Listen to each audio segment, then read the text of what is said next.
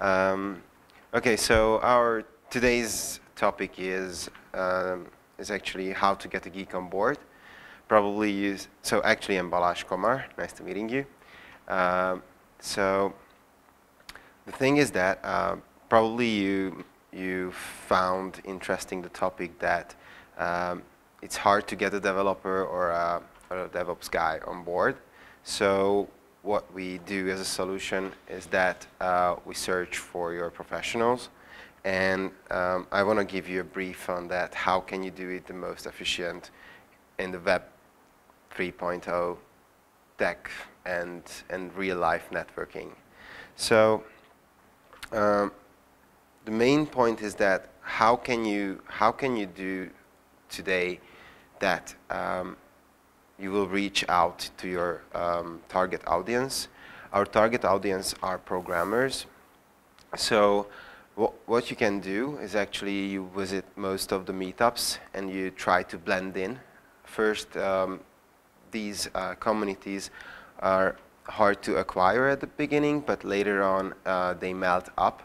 But you really have to analyze your situation, what you do at. Do you know what is a meetup today? Have you ever been to a meetup from here? So those, hey, some of you I know here. So what is a meetup? A meetup is a professional get-together which is held on certain topics. For example, I don't know, C++ meetup or JavaScript meetup. So you can target your focus group, and when you get close to them, you will analyze the situation that, okay, who I am here. I'm an outsider probably.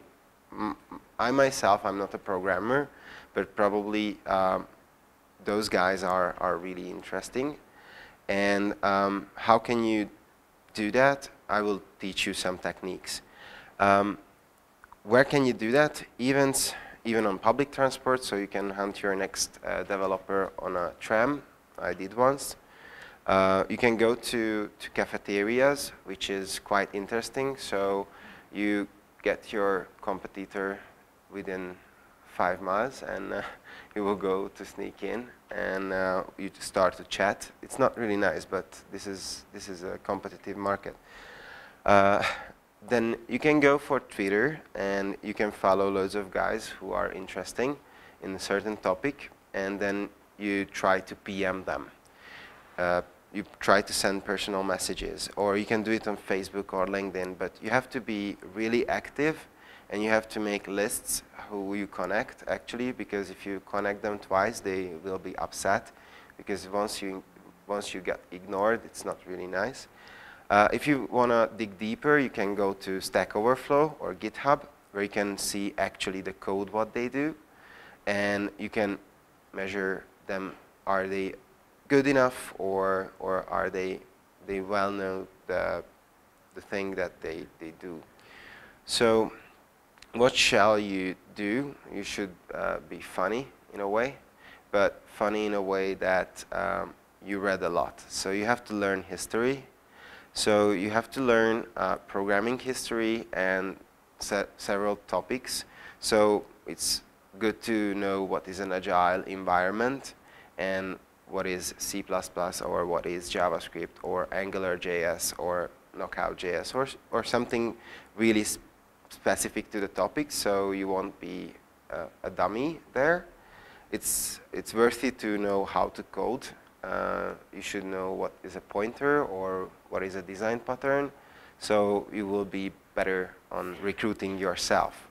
So when are these things happening? They are usually happening after 6 o'clock, after working hours.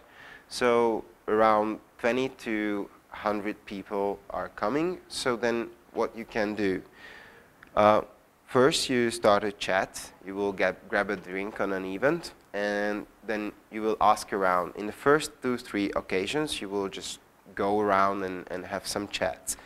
And then you ask a lot. When you don't know something, don't bother to ask the guys, because they are really supportive. So then you have to create some value. So the easiest way is to create value. You read above. So how can I say? So if you go to, for example, New Tech Meetup, you will read Gizmodo and you will be fine. But if you want to go to a really specific meetup, like data science, or you want to go to a physicist meetup, you want to read sciorg.com. So you have to prepare yourself. And when you come to the point that you are looking for a certain professional, get referrals, and get those selling points. I mean, it's not really valuable to pitching yourself, but somehow you should sell in a mild way. So just give them like 3 to 5 selling points, little by little, and the people will notice that this is an interesting thing, and they will give you referrals happily. When you do these things, you have to close. So you will ask for an email address. How can I follow up, and how can I go after these things? And if they said, send immediately the message right after when you spoke.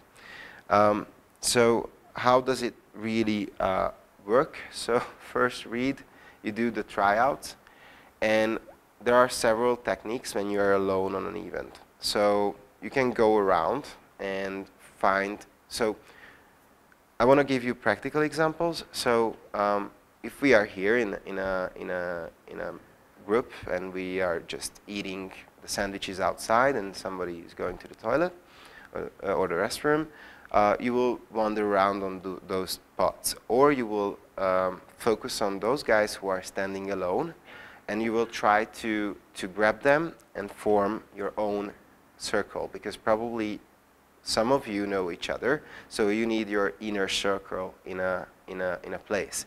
Then you can exchange the people, but you have to introduce them all the way. And this is a really, really cool trick to sneak around and know everybody within the 10 meters that you are here. So it's really cool. So you will try out these little techniques. There is another break-in point, the sandwiches. You just ask, okay, do you know which sandwich is better, or what flavor is it? Oh, by the way, I'm Balázs Komár. This is cool. I mean, nobody will refuse you, so they will tell their names, and you can start a chat with, or it can happen in the toilet as well, but it's not really cool in a way. But okay, so when you try out and you realize where you are, you can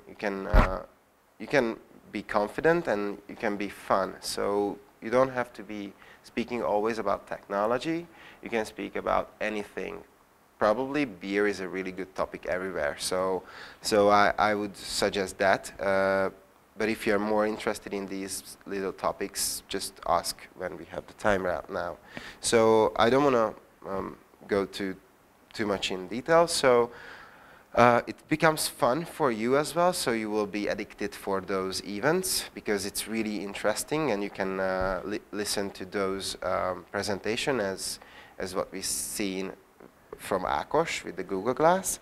So then it becomes a routine, and then you will go as a science.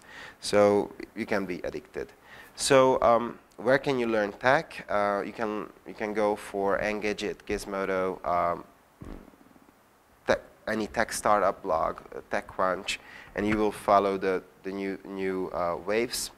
And you should give a dream pitch in a way. So when you try to sell your own position, you have to create a dream. So it's more on the technical side, and what is interesting now. So what is new as a technology? It's usually really interesting for the A+ players. For A players or B players, it may be a threat.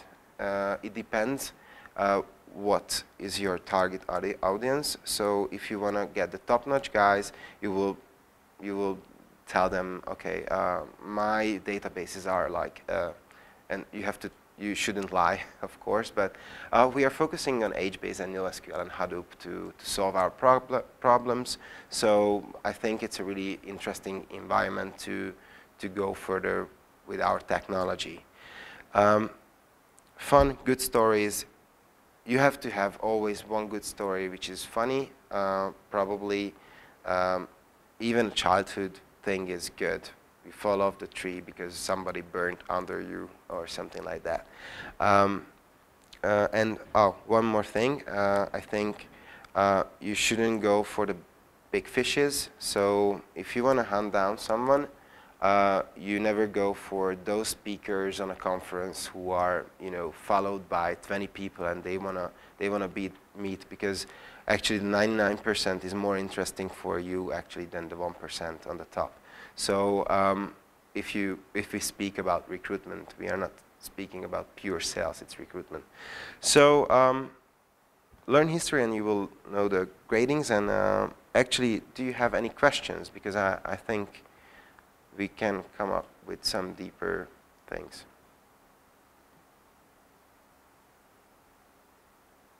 Are you looking for a developer at all? Okay, DevOps, for example. DevOps is, do you know what is DevOps?